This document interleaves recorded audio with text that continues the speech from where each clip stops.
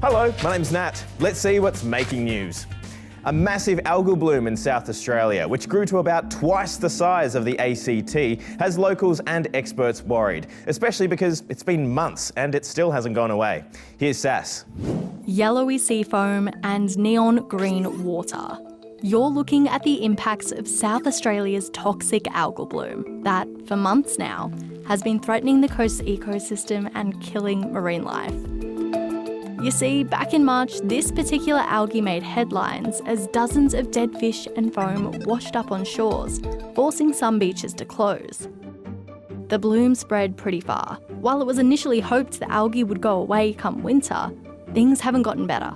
It is huge. It's this 4,500 kilometre area of algae bloom that's moving around the state waters. And authorities aren't sure when the bloom will end. So lots of people are calling for more help, as the bloom isn't only harming wildlife, but it's also impacting tourism and fishing. It's really sad to see that there's all dead fish everywhere. Even our fish and chips. Customers are asking where our fish is coming from. They don't want to buy local. We're not really being heard, and it's also kind of feeling useless because I don't really know what we can do. Today was the first time a federal government representative went to see the damage of this toxic algal bloom firsthand. Federal Cabinet has approved a one-off $14 million package of federal government funding support for South Australia.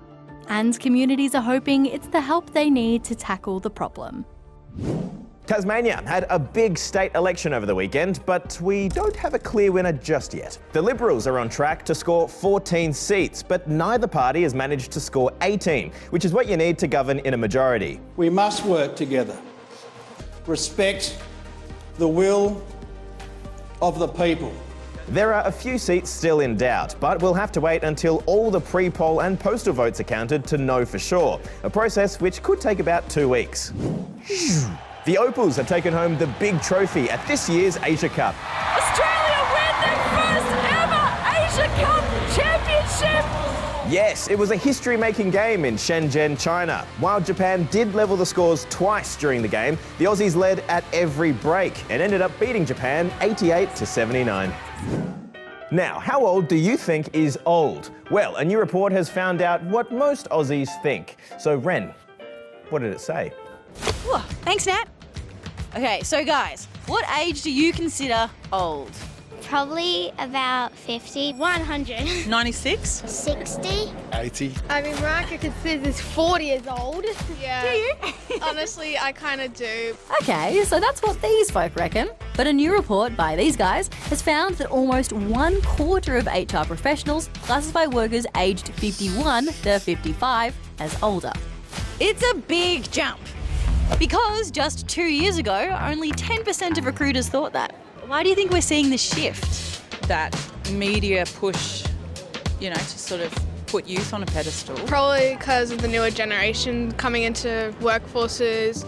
Discrimination based on age has a name, ageism, and it can affect both older and younger generations. The Australian Human Rights Commission says it's received hundreds of complaints based on ageism, and say that if we want a workforce that's skilled and fair, we need to look beyond these biases. Age is something that can matter, but that's probably the lowest thing on the board. Don't judge a book by its cover. Just because they're old or young, they might have different abilities than others. I think you should look at the person, what they bring to the table, and who they are as a human being. Because we all have something to give.